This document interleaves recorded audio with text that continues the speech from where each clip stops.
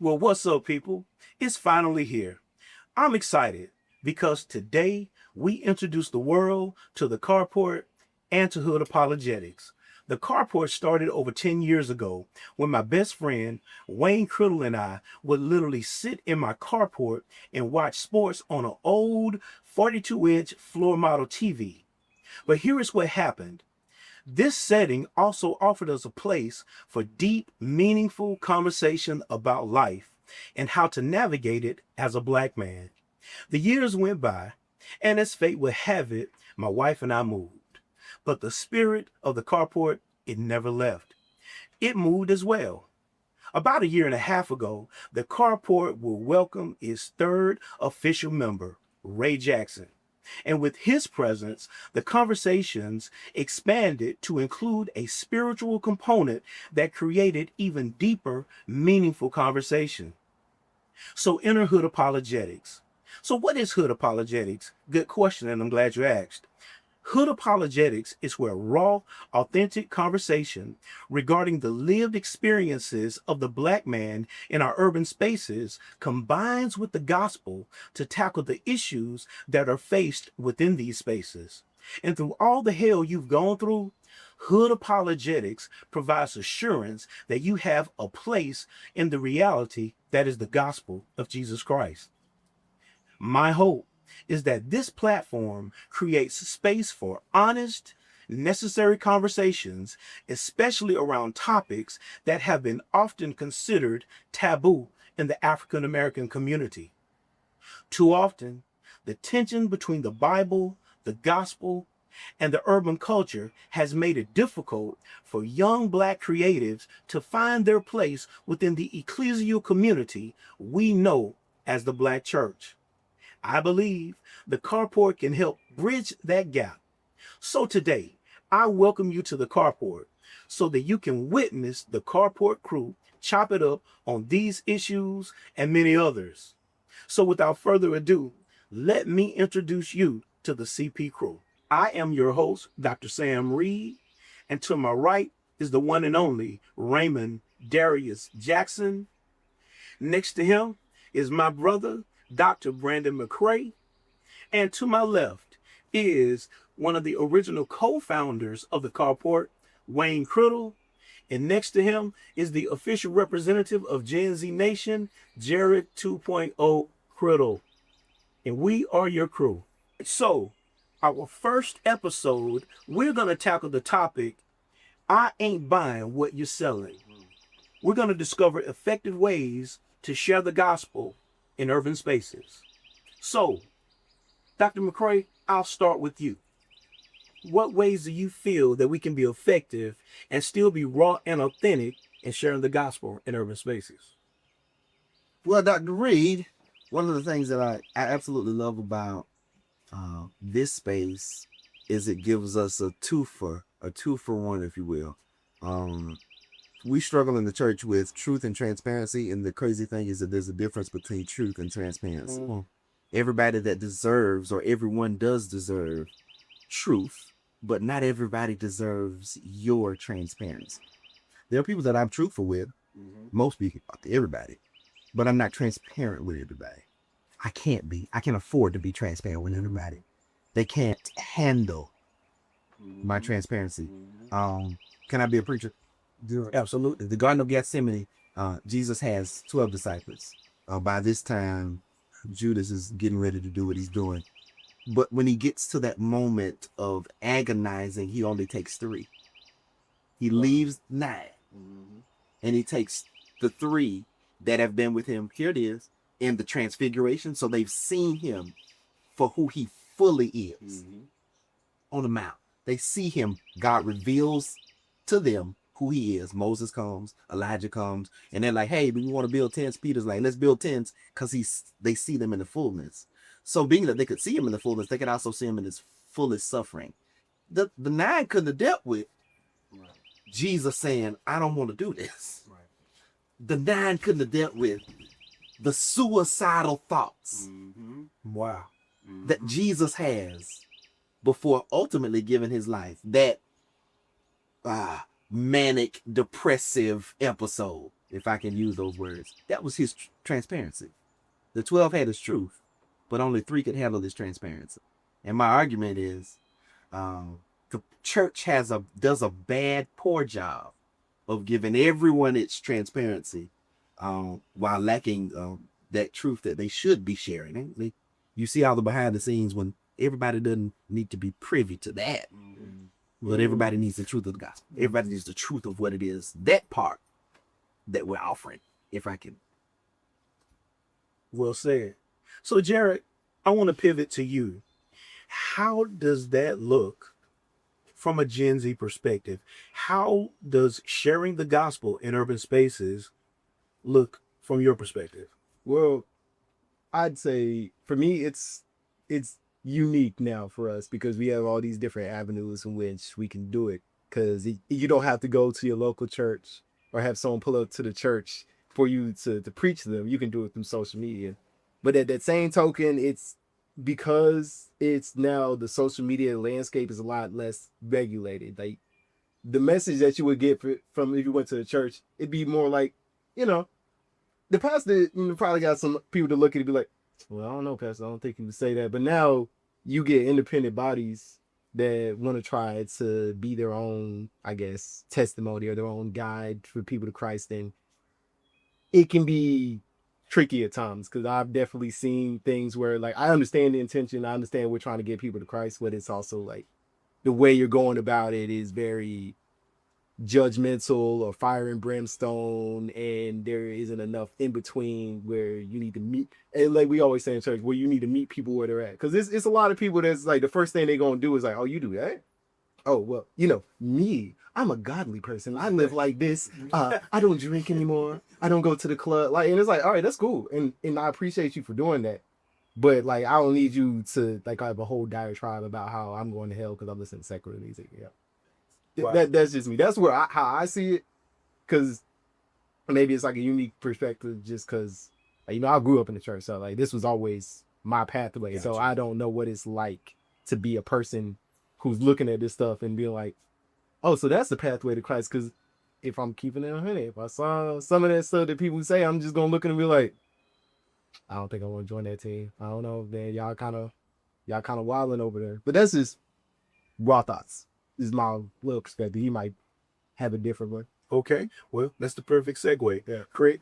Well, it's kind of interesting. It's a balance between old school and current, because there's so much information out now. I think people look at religion and faith so much differently because growing up, and especially the generation before us, religion was one of the things they could hold on to. When they were going through stuff, you could go to church and the pastor gonna tell you this can happen, that can happen, whatever. And back then it wasn't happening. So any progress that you made, you attribute it to God. God did this. Yeah. God, let us, be able to get out of this suffering and whatever. The problem now is, now that we've been able to make advances, people are looking and saying, okay, I prayed about it. What now? Because you look and say, well, I prayed about this or that. Because one thing about it, when things go bad, it's easy for us to say, God's going to take care of you. Just pray on it. But then what happens when you pray on it and you still don't have a job? What happens when you pray on it and you still having, problems at home?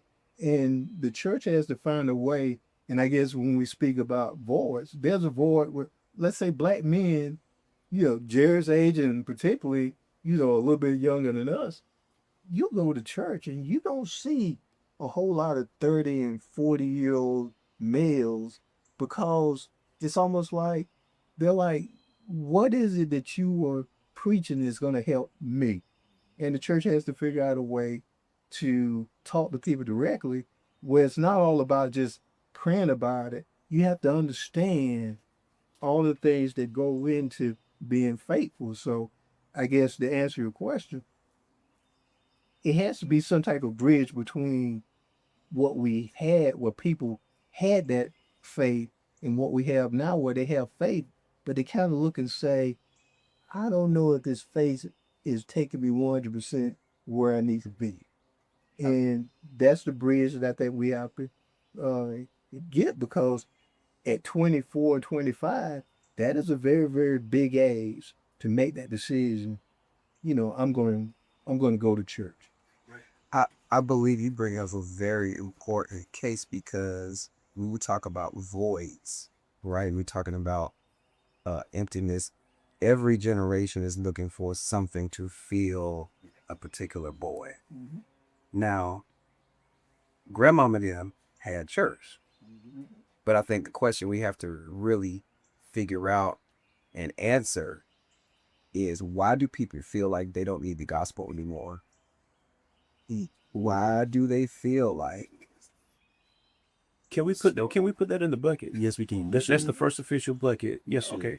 All right. the life, the death, the resurrection of Jesus, why is it necessary for a Gen Zer, for a millennial? Because as Jared said, there are so many avenues to get that message and to get that story. It's not as necessary for me to be, we're not gonna deal with the Hebrews, forsaking ourselves together in fellowship and assemble ourselves, but as it pertains to the gospel message itself, there are, if forming theology of your theology has to do with forming a basis for answering questions like purpose, answering questions like, why do I exist, answering questions like, what have I been put here to do? And I think the issue is, a lot of us, especially in my generation, have started relying on our own education, our own merit, our own lifestyle to answer those questions. And so when it comes down to the gospel, do I really need it? Is it absolute imperative? Wow. And see, and I think what you just described is actually the foundation for hood apologetics, because hood apologetics is something that answers the question, but acknowledges the fact that, you know what, man, I have been dealt a horrible hand. And you want me to trust the God that you said has never left me and he's never forsaken me, but I've never met him. I've never experienced his presence. So, with that being the case, do you think the traditionalism of church today is an obstacle for those 30 and 40-year-olds to find their place? McCray, I'll come to you, and then Crit, I'll come to you. So, country curling the pigs still. Now the curling pigs still. I don't think that we shun the gospel as much as we shun the people carry us. That's right. Okay. That's right. Revelation 12:11. We overcome by the blood of the Lamb and the word of our testimony. And the connotation is, the blood of the Lamb can be sufficient, but if I don't add the word of my testimony, I can render the blood insufficient. So it's not that it doesn't have the power, but when I don't add the word of my testimony, you don't know that I had a child out of wedlock. So when you're dealing with it, and because of how I preach and teach, you think that I'm against it, when I could have just said, my oldest son didn't happen by my wife. Then your understanding is open different. You look at me different. You're more receptive. It's not as judgmental because I'm transparent about that part. Yo, can we put all that in the bucket? Yeah. I mean, I think we just need to drop all that. Now, Crit, I'm going to come to you if you got courage enough to come behind that. He got it. But because now this bucket thing, two people got in buckets. Now I will feel a certain way if I say something and I don't get a bucket. Get in the bucket, Greg. Bucket on the side. And I Get in just the start bucket. You raised your hand. We're starting from the bucket. Yes, that's on you. This is undue pressure. Well, So now, I agree. when I say this and it's crickets and move on to my expression, the crowd will say, He didn't get a Well, bucket. You want me to clap Well- for you just to make you feel better? Now that's undue. We'll clap. We'll all clap. You already well, know. here's We'll your all- cricket we'll all moment, clap sir. for All right. Way to go. Yay. But piggybacking on what Dr. McCray was saying, I think you get a feeling. I'm just being the middle-aged, black dude on the panel.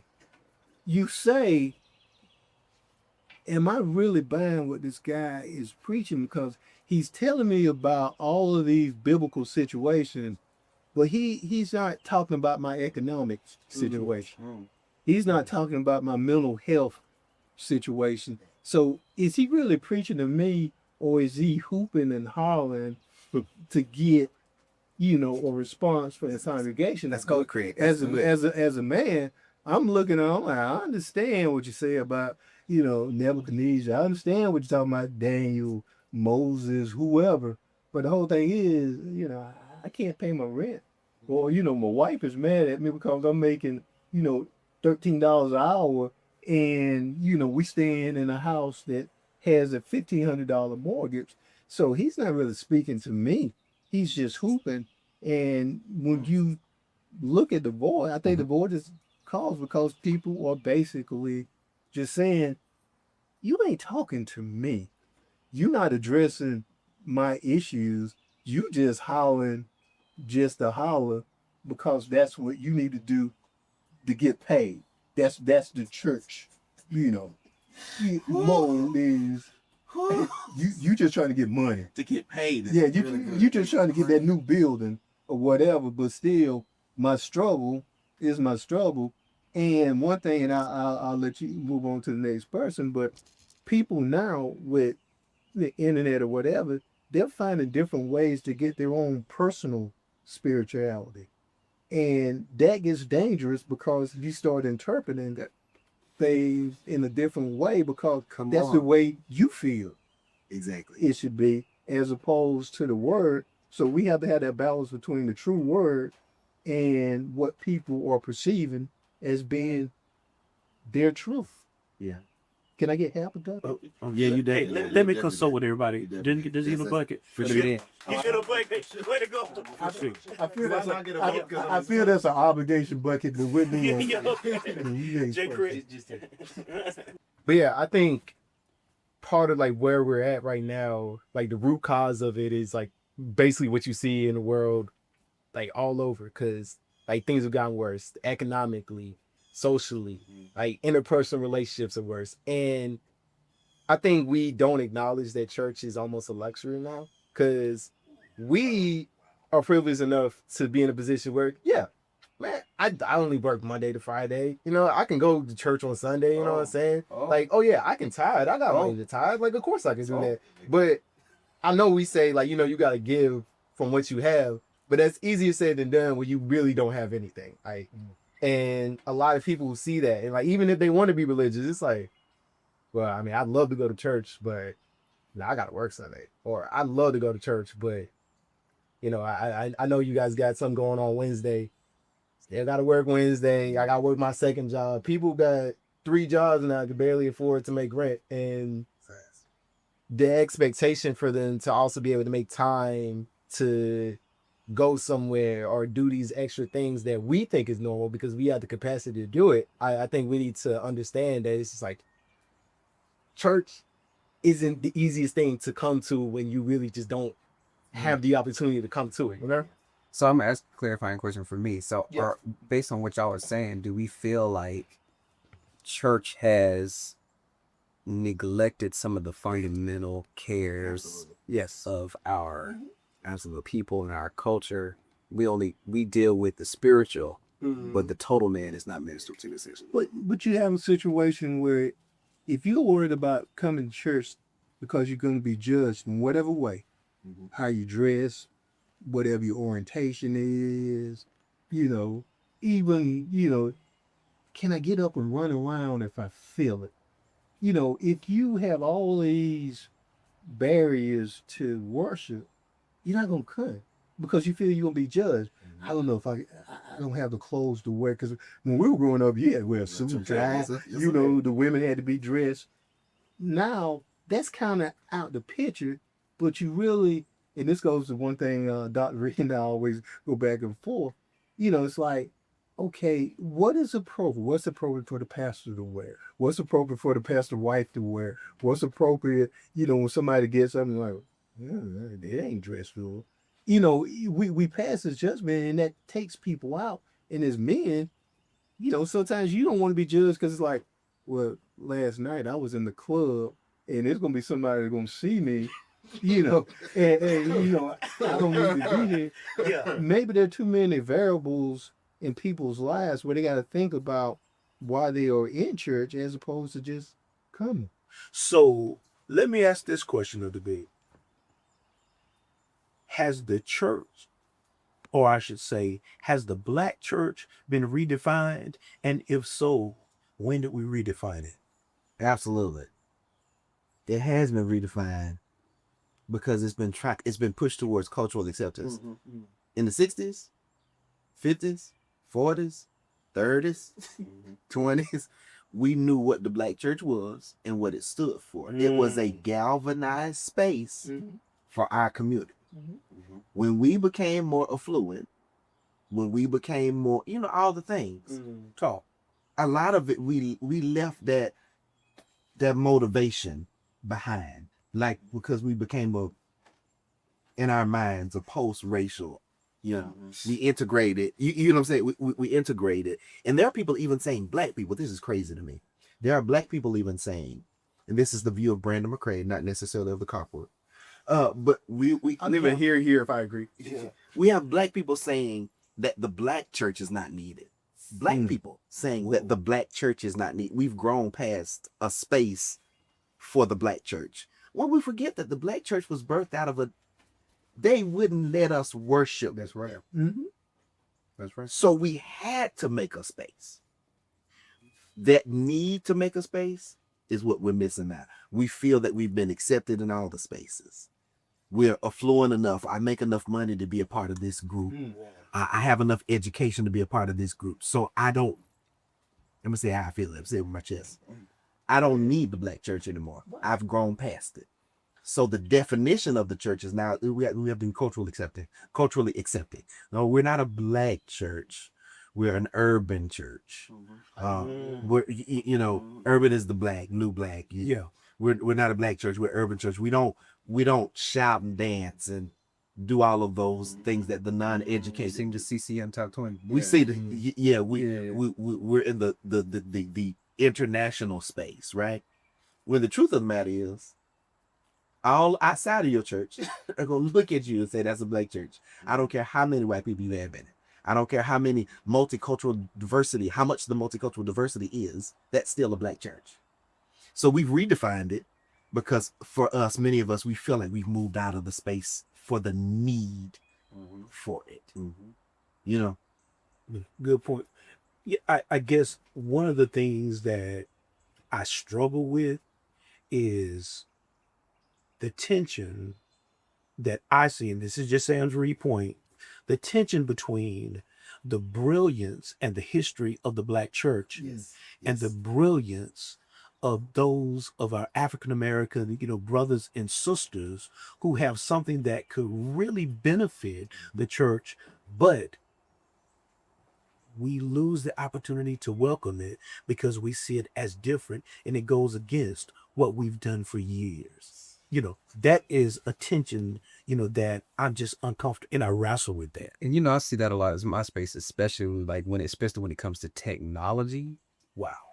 For some reason, well, it's not some reason, but there are those that believe in various groups that technology will diminish the sacredness of church. Like you can't, truly in the worship space enjoy God or truly have a authentic experience if it's ladled with technology and screens and all of this stuff. But again, these new frontiers are meant to help us communicate the message more efficiently and try to get it to people at their level. Every single day, we are electronic people. We're on our phones every single day.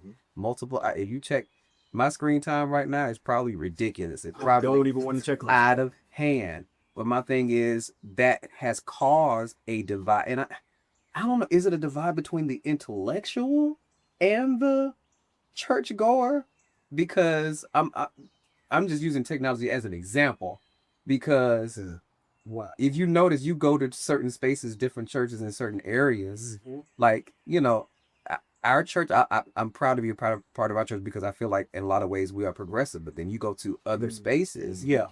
and they will shun Yes. the use of projectors because it's diminishing the message, or it's diminishing the spirituality of where we are. And I feel like, you know, I'm just using technology as an example, that sometimes, because of cultural advances, to Madame de Cray's point, we have desensitized our sacredness as it pertains to how we approach church, which can also turn folks away from it. Well, can it be a situation that there may be a fear from the pulpit of getting this information out? Because if it's a situation that you can get the information from your computer, from the screen or whatever, you don't control the message. If you control the message, then it makes a difference. Because think about it, when we were growing up, you had the Bible that either you borrowed or the Bible that you picked up, and some of us too lazy to get that. So when they gave that information, they're reading that information and you're taking it as it's given, but you're not taking it where you can sit up there and really disseminate. Okay, in Proverbs, blah, blah. You're just saying, and turn to Proverbs, blah, blah. Had the people have a Bible, had the people don't. If you had that projection screen, everybody can look up, see and say what you were saying. They're able to look at it and say, no, Rev might not be accurate with this. But if Rev is just telling me this and I ain't really looking at it, I take it for what it is. So I'm not saying that's the case, but there's no reason in today's environment to keep anybody or not wanting anybody to have every level of communication available to disseminate the message. Well, see, you talking about that's a whole nother You thing. just took us. Because now you have to deal with, okay, how do we view and how do we trust the black preacher now? Because now that's a whole nother conversation, because a lot of times, especially us, our generation, Gen Z could come behind us, we fact checking everything. Exactly. Everything. Yeah. And sometimes wrongful information or the lack of attention to a certain space, economic development, mental health. If you don't hear that, okay, I'm on to the next page. I don't need this. But the variables that you have, and Dr. McCray was talking about this, if you're talking about the 20s and 30s and 40s and 50s and 60s, that black church was where they had millions for civil rights. Come on. So you were actually embracing that religion because that's all you had. It was the hub. It was the hub. It was It the was hub. the hub for religious movement, for It was the hub. education, for business. Everything. It was the hub. Right. And I think that's a part of like what the problem was, because that's kind of what I wanted to touch on. Sweet. It's like we share a mind. Like y'all are related. Yeah, like It's almost like we had crazy. something in common. Yeah, We're crazy. Yeah. But We'll figure that out later. It's genetic. Yeah. Might be. But I think that's part of the problem where we're at right now, because the black church used to be an institution in black life. Like it was something that you can't divorce from being That black. is Like, very good. like you said. One more time. You It wasn't optional either. You can't black get church is an You institution. ain't got no choice. And you can't divorce it from black life. That's how it used to be, because as we said before, it literally was how we organized civil rights meeting. It's how we got the rights that we had that we're trying to get rid of. But Say less. it used to be something like the black church was just that thing. It used to support the community. We used to do things to uplift the people. Now it's like the black church has been almost taken over by internal politics. It's So been how did it like get an image? optional? It's been like it's an image. Now Social that's a media. but. And we being honest, it's social media. So social media. It's all the issue. Yeah, because people are looking for the next soundbite. I think that's a good. But I mean, if I feel like the turn started late 90s, early 2000s, and the technology piece, I feel like did play the major part. Yeah. But you had Right. people that were on top of the like G.E. were Patterson on was top on of it. top of Come on, man. technology. Give it Earl. But they Give had it a Earl. monopoly, Yeah. though. They did have a lot You know of what I'm saying? It just wasn't as readily accessible for everybody. Yeah, You know, we that's used to boy Sunday morning. Listen, GE now. Yeah, come on. You watch him. Yeah, that was mandatory. That was almost like your pregame. That was part of your routine. Yeah, that was your pregame for church. Exactly. Yeah, Exactly. Yeah, Bobby Jones. Bobby got Jones us- was- Yeah, he come better on, man. man. So I guess my thing is this: when we look at the black man specifically, you know, Gen Z and millennials, what pushed us away from a space that we once used to run to?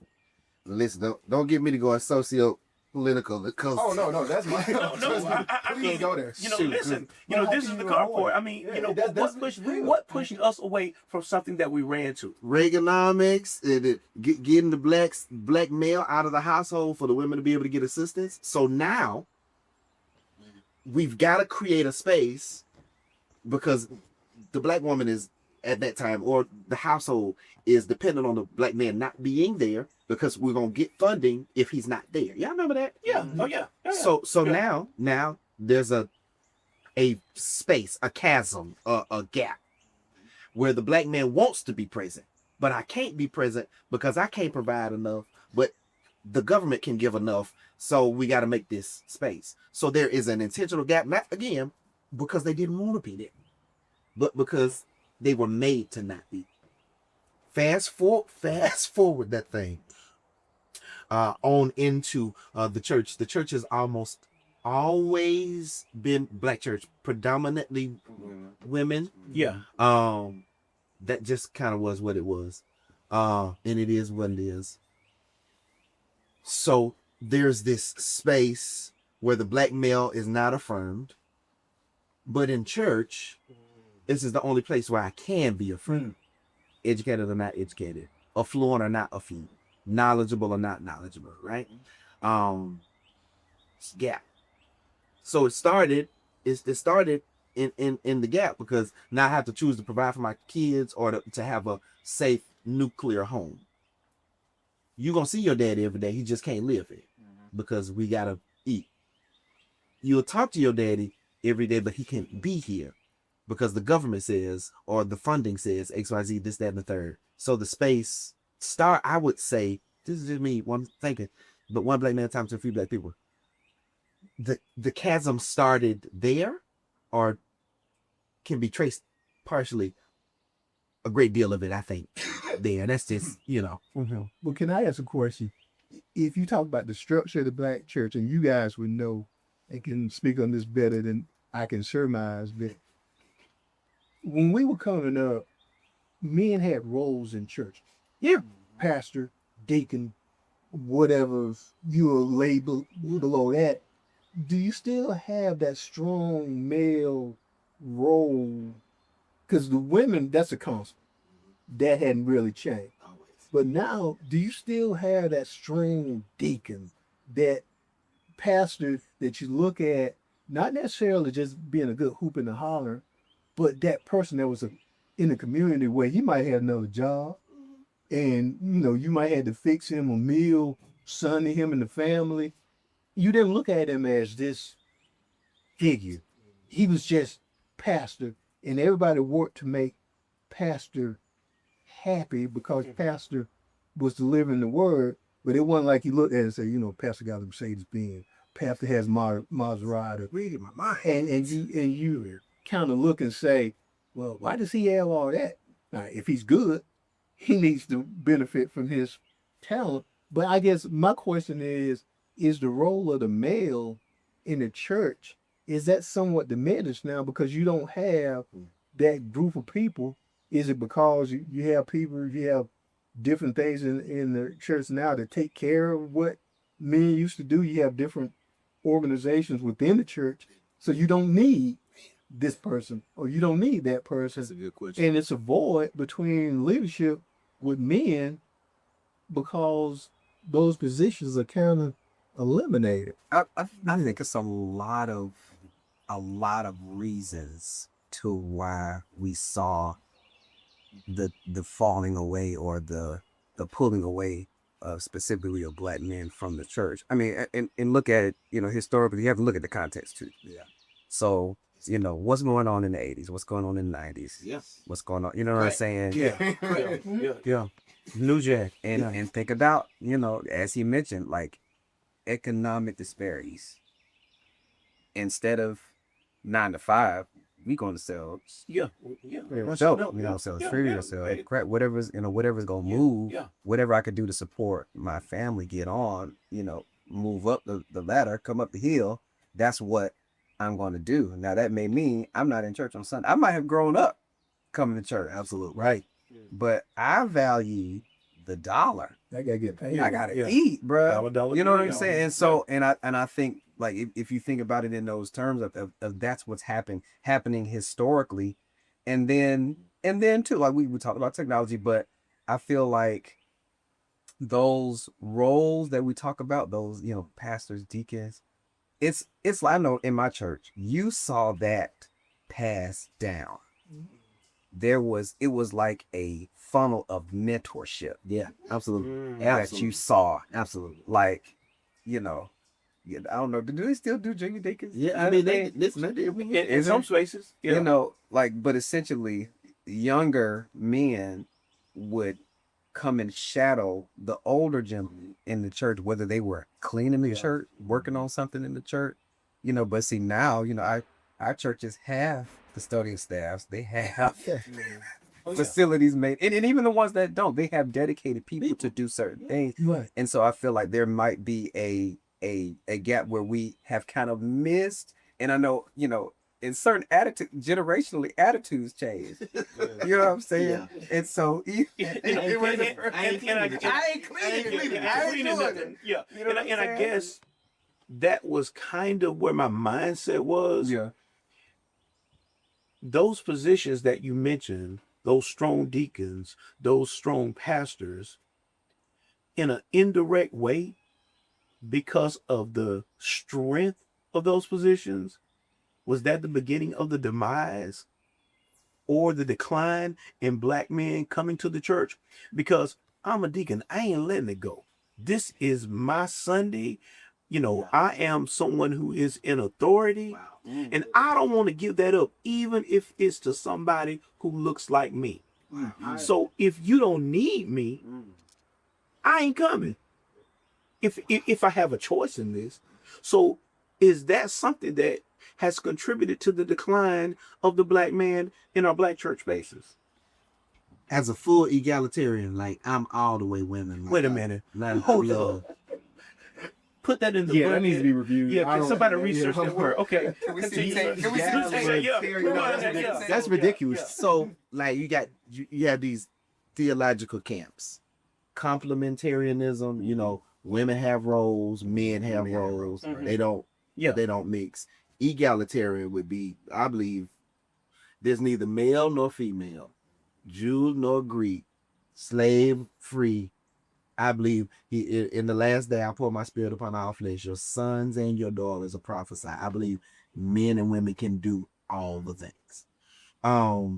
There were always defined roles in the older church coming up, but the men always understood, and I hate to say it like this, is the truth, that the women had the power. I got the position, but if mother so and so and all of them women don't get behind me, I can think of 3 right now. you know what I'm saying? Don't get behind me. My position doesn't mean a hill of beans. So that's why we don't have any Phoebes or Deborahs. I'm just asking. We're gonna put that in the bucket because they've always been Phoebes and Deborahs that accompanied the Baraks, right? They came together, but in that time, I guess the men didn't look at the women's role like I needed, and the women didn't look at the men's role like it was. They knew what they did. They did it together, right? A lot of times, a lot of the pastors, I go back to this, the emptying of the space and why men are not here. I feel like a lot of it was the responsibility of those pastoral leaders, those male headship pastoral leaders that didn't lift up the voice of a lot of those women. And because of some of the Matt King Carter, some of the rascalities of the men with the women, some of the rascalities of the leaders, make the real men say, I don't want to be a part of that. If you're gonna do that like that, I don't want to be a part of that. Not because I don't want the God, because I want the same God. I grew up with that same leadership, but because of how you are doing XYZ, this, that, and the third, I don't want to be a part of the institution. Yeah. If I can find, I mean, this would be a 1,000%. If I can find male leadership in the nation, and I see male headship in the nation, and it ain't a whole bunch of these type men, or what if it's not, if I don't have to deal with that, I'm saying real talk. Okay, yeah. I don't want to go there if all I'm gonna get is a bunch of women. This is what men are saying. A bunch of women, Yeah. and this, that, and the third. I don't want to be in that space. The men are saying this, right? Yeah. But I can go to the nation, and I'm gonna see 300 black men speaking up, truth to power, confronting white supremacy, and all of these things that I feel. Or if I can go to the Hebrew Israelites, and I'm gonna hear what culturally where I am, And I'm gonna shout it at you. and I'm gonna see strong black men in these places and leadership. I'm gonna go where I'm affirmed. That's what it is. I'm gonna go where I'm affirmed, which is why I think we lost a lot of the black male presence, because they weren't affirmed in the spaces. And affirmation comes a lot of ways. Just appreciation is a level. You tell me thank you, I do the word for you. Thank you for me. Yeah, you got it. But if I'm not being affirmed in that space, either way, culturally, Even in relationships. oh my God. Yeah. Relationally, you know what I mean? You going down here to this church, you married to me, but you doing everything for this man and you can't do nothing for me at the house. I don't want to be there. I'm gonna let him have you and this and the kids. You know what I mean? So what you're saying is, I'm not gonna be satisfied with the drumstick and he got the breast on his plate. Correct. You understand what I'm saying? Two of them. Yeah. Well, I think in the old, and I'm just saying the old church. I think in the old church context, men performed things or did things because of duty. Mhm. And I think now we need dividends. Oh, okay, wait, one time. Now, that's definitely in the budget. We need Everything Ray has said has been a bucket. Yeah. and this is not just men. This is just Yeah. the church mentality in general. What's can it? For me. Yeah. Yeah, you want me to buy, but why should I have to buy anything like this? What's my benefit? Because if I look at the pastor, the pastor has all this. It ain't benefiting me. Yeah. He can, and that whole mentality is wrong. But it goes when you talk about the nation, and obviously, there's a little bit of creative license and everything. But no, like, is it wrong though? Like, Well, but the thing about it is, when you look at the movie Malcolm X, and like I said, there's creative license and everything, but that scene where Malcolm was confronting Elijah Muhammad about what he was doing, and he was like, everybody wants to see their pastor prospers. Yeah. So it's almost like there's a limit to everything, to where human nature takes over That's true. what was good, because you had a nation, you had disciplined men, you had Yes. everything Fully was influenced. good, but you reach that point where somebody says, you know what, I can have better. That's the trait that we have to overcome, because a lot of people, right or wrong, look and say, it's not benefiting me to be here in this space, and you're telling me all of this stuff. You're good. I see where it helps you, but it's not helping me. No matter how much you hoot and holler, I still have issues. Yeah. And we've got to bridge that gap where That's right. that's definitely the pastor and the congregation, they can't be the same. That's just not what happened. And it probably shouldn't. But it should not be a situation where people question and look. People should be rewarded for their talent. If you're talented, you should. The scriptures say, don't muzzle the ox that tread the corn. If I'm out here working, now, come on. But you shouldn't, as a person that's making, the money, it should be appreciated Absolutely. as opposed to, speculated how you got it, why you got it, what you're doing with it. We should just be natural. Well, you know, like Steve Harvey say, I've been giving to the building fund since I was 10 years old. Ain't put a That ain't what it is. ain't put a doorknob on the door. So it's got to be some balance. It's got to be some balance there for sure. Because I'd say kind of like where I'd see it is, and I guess it's sort of like a culmination of what's been brought up before, but I feel like part of the problem is it feels like now, some pastors, I'm not aiming to say anybody, but it feels like sometimes like the problem is the pastor is almost pimping the congregation. It's like, okay, it's cool. I get it. Like the pastor has to be the spiritual leader. So there's going to be like a level of separation between him and the congregation. It should be. But at the same time, you see all these pastors and, it's like that image that we get out. And not gonna lie, some people might not like it, but I feel like the black megachurch did kind of contribute to that a lot. Because you got all these, because people got mad at Drewski, if anyone's familiar with Drewski, yeah. They got mad at him because of like the skit he made, but it's like, No, but that's real though. That's true. people. People was really true. are out here. You got like a true. Cartier watch on, but you talking about like you got to get to the church and a camel through the. I'm gonna mess up. What I'm trying to say. Like, Can't yeah. have a meter. Yeah. but you saying all this, but at the same time, how much your suit cost?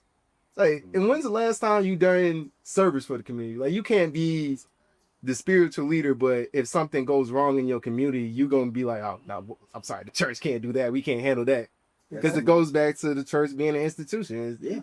It's I'm not saying not enough churches that are really helping the black community like they used to, and that's where it feels like they're almost pimping their congregation. But do the other people that are not black, those pastors get a pass? They making money. They got mega churches, And that's the And frustration. I'm not saying you're wrong. No. I agree with you wholeheartedly. That's the frustration because we don't have those conversations. They know. Even about, we got Fred in the room.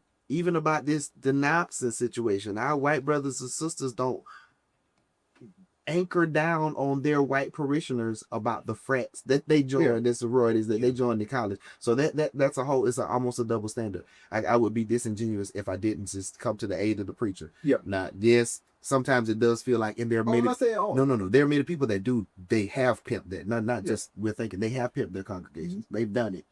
But the overall, like, the average man, the average pastor in the United States is bivocational. Like, I want to say something crazy, like 76 or 77% of pastors are bivocational because they can't afford. The church tithe and offering can't even take care of the church, let alone the pastor. I'm not saying it on like literally every church you go to, or not. But no, like, I know what you're I'm not even saying it's a majority. It's an image problem, and it goes back to social media. There you go. The main when you go on social media, you go like, I don't know, TikTok's on it, and it's like hashtag Jesus, hashtag Christ, or something like that. And who are going to be the ones with the most likes and the most views? It's going to be the mega churches because they have the funding, they have the influence to do that. And you see them, and, they got like the bust down on in church, and now you like, well, that's what y'all do over there. That must be what Pastor Jones down the street's doing too. So like, why do I even want to go to his congregation? Because that's where all of y'all do. And it's still it just looks different now. Mhm. Like, Yeah. it's still the same idea, and I think that's why it's important. I know you got to move, but it's important that we as there has to be. We talked about this as we started. It's got to be a level of trust and transparency. There's this heightened sense because of social media. There's this heightened sense of skepticism concerning how the resources of the church are used and how organizationally we take care of the leadership and you take care of those that serve and work for the church who are doing 40 plus 50 plus 60 plus hours a week. Yes. You know what I'm saying? But I think there had to be some transparency with those and in that, because the problem is they don't see the transparency in that space. That's good. We can get up and have business meetings and say, okay, yeah, we paid the pastor this much money, we did this much for the church, we paid the staff this much money, we did this much. But it's limited to who gets that information. Yeah. And so because the transparency is not there, just say in that social media space, now all they see is the Louis jacket. Exactly. Your shoes. Exactly. The Bentley pulling out the garage. Yep. You know what I'm saying? So Yeah. And that's what they just know. is immeasurable. You can't really measure when you do outreach how many people you touch. Or like what we're doing now, we're talking about the one. You can't measure the one if you are standardly witnessing. Yeah. And see, we live in a society and we measure everything by the bag. Yeah. We measure a pastor's success by how big a church he Numbers. has. But that Numbers. better pastor may have 42 members Right. and he's a fireman Right. Monday through Friday. Right. Yeah. You don't measure the effect that he has on his congregation. You just say, well, you know, Pastor McCray, and I ain't even saying Dr. McCray. I'm saying Pastor McCray. Without the education, without this, just Pastor McCray with 50 people. We measure his level of competency by the fact that he has a little small, church in, Billerica, Georgia. Yeah. And we say, well, he ain't good. But the whole thing about it, he may be reaching those 40 or 50 people. Oh, yeah, spiritually. Yes. But we don't look at that as success. So, Because I think there is a huge difference, and we really need to pay attention to this. There's a huge difference between numerical growth and healthy growth. ooh, that's very good. I will take healthy growth over numbers any day. But that's the way it's supposed to be, though. Yeah, because when you see healthy growth, you see the gospel being shared. When you see healthy growth, you see men being empowered. When you see healthy growth, you're taking me from being someone who does not go to church to someone who is leading my family to church. So I will take healthy growth over numerical growth any day. Because just like Pastor McCray, who has those 50 people in Villa Rica, Georgia, if he is educating them and growing them in a healthy manner, that 50 is going to turn into 100. That 100 is going to turn into 200 who the gospel is being shared with. And God is blessing everybody. Because I just don't believe when we all get to heaven, mega preachers are going to have a place at the front of the line. Some of them may not be in the line. Some of them may not be in heaven. Yeah. Just say it. If we're honest. If we're honest, that's in the bucket too. So as we wrap up, as we come to a close, I'm going to give everybody about 30 to 40 seconds to give your closing thoughts in terms of what we shared. I ain't buying what you're selling. Dr. McCray, I'll start with you. So, we haven't been buying what's been sold, but what we need to do is to repackage the content. So we need to go back to the foundational basis of what the church is, what the church has always been, and we need to repackage. We need a facelift. Yeah. My encouragement to the next generation, especially I would say the next, but my generation coming after, is there needs to be an openness. There needs to be a belief that the church can still be what it has been in its former glory and even greater in the future. And so there's got to be an openness, a love, a respect culturally for who you are, for our experience, and for what the church is. J. Crit. You skipped the line. 2.0. Anyways, 2.0. 2.0. I think my main takeaway from like everything that we talked about is just like the church needs to return to kind of like what that institution meant, not just the importance, but what the church did to the community. Because at the end of the day, like part of I feel like our duty as Christians, like when we lead through service, and we need to go back to being that type of leadership for the people, not just something to lord over people's heads, but something that actually is like, okay, they're here almost in like a benevolent way to help the community, instead of just being that kind of stuffy place that people go on Sundays and they pray and they sing and stuff, and then they just go home and give whatever you chicken. I don't know what's a traditional Sunday man's fried chicken. Yeah, he's on fried chicken football. There you go. 30 to 40 seconds. Okay, I'm gonna do this in 30 or 40 seconds. I already lost time. Just 10.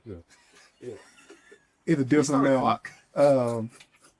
the carport in theory started with, as Sam said, him putting a big gigantic Curtis Mathis out in his carport. I'm like, nobody does that.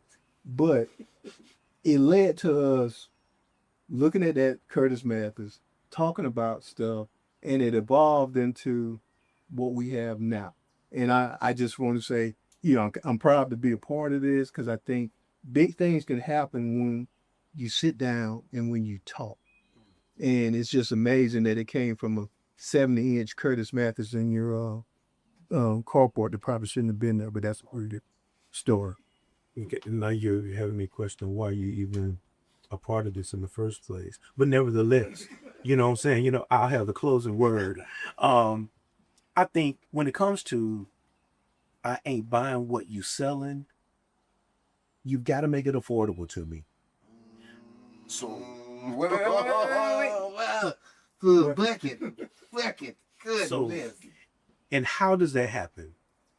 When my identity is affirmed and my purpose is made clear and my value is recognized, I'll spend the money to buy what you're selling because now you see me and the brilliance that I can bring not only to the Black church, but to family and community as well. So when we talk about I ain't buying what you're selling, just make it affordable for me to buy and let me see the value in what I'm purchasing. In the words of the young women.